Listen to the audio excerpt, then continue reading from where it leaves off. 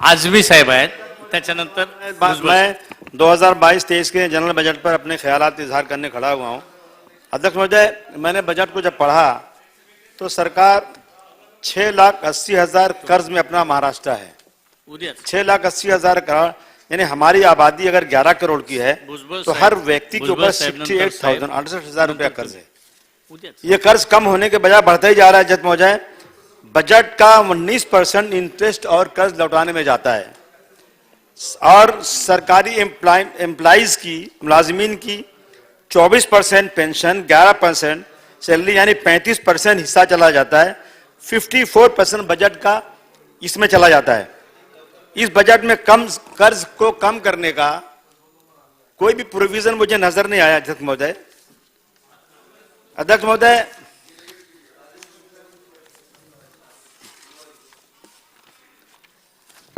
अध्यक्ष महोदय, 2019 में हज सब्सिडी बंद कर दी गई थी मजहब के नाम पर।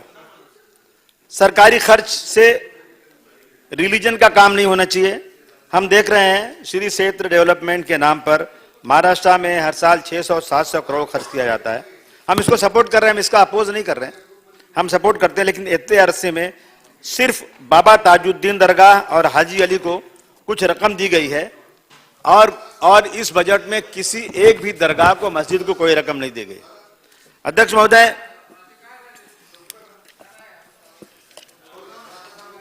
छत्रपति शिवाजी महाराज की ताजपोशी के लिए 350 करोड़ खर्च हो रहा है। अध्यक्ष महोदय, महाराज ने जो अपने ख्वाबों का स्वराज बनाया था, ये सरकार उसके मुताबिक काम करना चाहती है, उनके वसूलों पर काम करना चाहती है। अध्यक्ष महोदय, स्वराज के अभिषेक महोत्सव 2 जून से 9 जून तक मनाया जाएगा। मैं सरकार को याद दिलाना चाहता हूं, स्वराज के काम में मुसलमानों को बराबर शामिल किया गया था। अध्यक्ष, महाराज की गवर्नमेंट में बड़ी बड़ी पोस्ट पर 13 मुस्लिम बड़े कमांडर थे। सदी हेलाल, दौलत खान, इब्राहिम खान, काजी हैदर, सदी इब्राहिम, नूर खान बेग, समा खान, हुसैन खान मियानी, मदारी मेहतर, सुल्तान खान थे। लेकिन आज सरकारी नौकरियों में सिर्फ और सिर्फ 3.5% मुसलमान। और आप बात करते हैं बार बार महाराज के वसूलों पर महाराष्ट्र चलता है और एक समुदाय के साथ लगातार नाइंसाफी। अध्यक्ष महोदय, आज माइनॉरिटी मुसलमान तालीम में पीछे है, एजुकेशन में पीछे है। हाई कोर्ट ने 5% देने को कहा, लेकिन आप देने को तैयार नहीं है। अध्यक्ष महोदय, अगर एक इंसान के बदन का 5वां हिस्सा कमजोर होगा तो वह इंसान कभी मजबूत नहीं हो सकता। उसको अगर आप बगल से काटेंगे ना तो लूला हो जाएगा, ऊपर से काटेंगे तो मर जाएगा, नीचे से काटेंगे तो लंगड़ा हो जाएगा।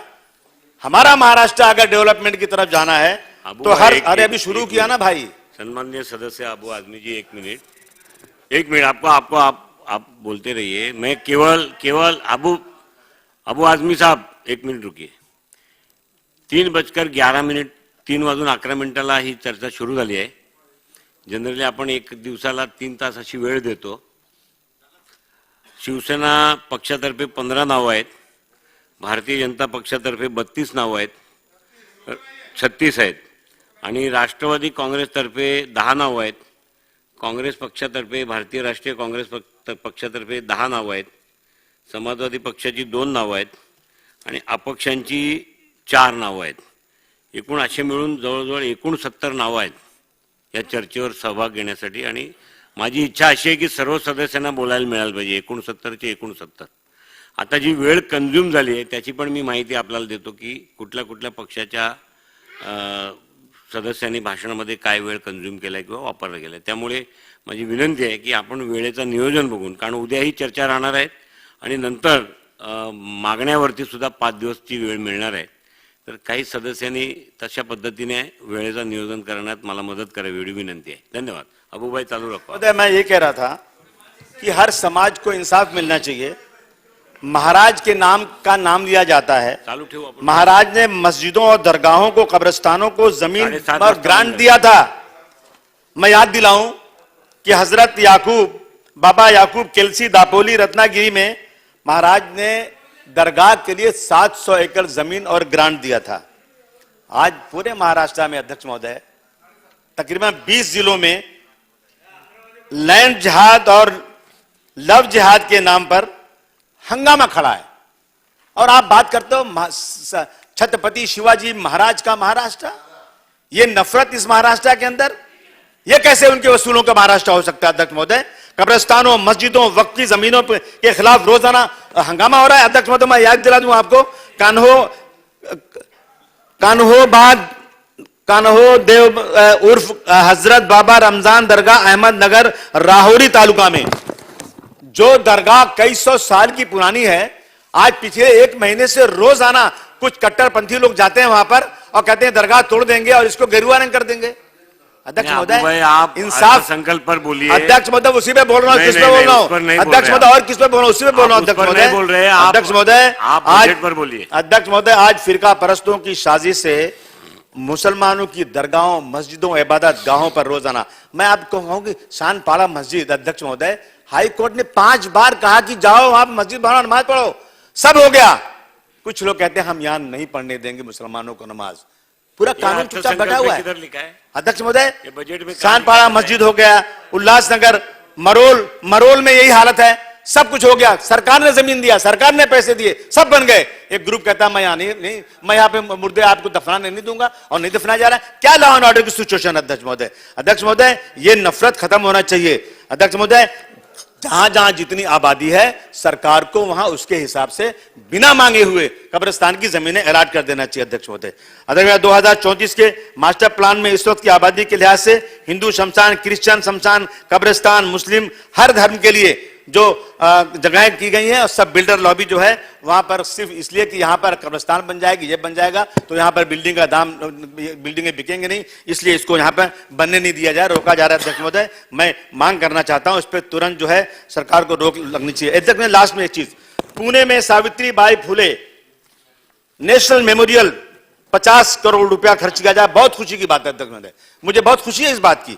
लेकिन मैं वही पूछूं कि जहां इंडिया का पहला गर्ल स्कूल शुरू हुआ था, जहां वहां पर फातिमा शेख ने, उस्मान शेख ने, जब नाम आता है छत्रपति शिव, जब नाम आता है सावित्रीबाई फुले का, तो वही नाम आता है फातिमा शेख का और उस्मान शेख का, जिन्होंने जब उनको घर से निकाला गया, बड़ी जात के लोगों ने जब बहुत जुल्म किया कि ये मुसलमान, ये गरीब लोग, छोटे लोग कैसे एजुकेशन कर सकते हैं, तो यही लोग सामने आए। उस्मान शेख और फातिमा शेख आपस में भाईचारगी थी, 16 साल तक साथ में रहे और स्कूल बनाया। 50 करोड़ आपने अनाउंस कर दिया, आपने क्यों उस्मान शेख को और फातिमा शेख को भुला दिया आपने? क्या है आपके अंदर, क्या वजह क्या इसकी है?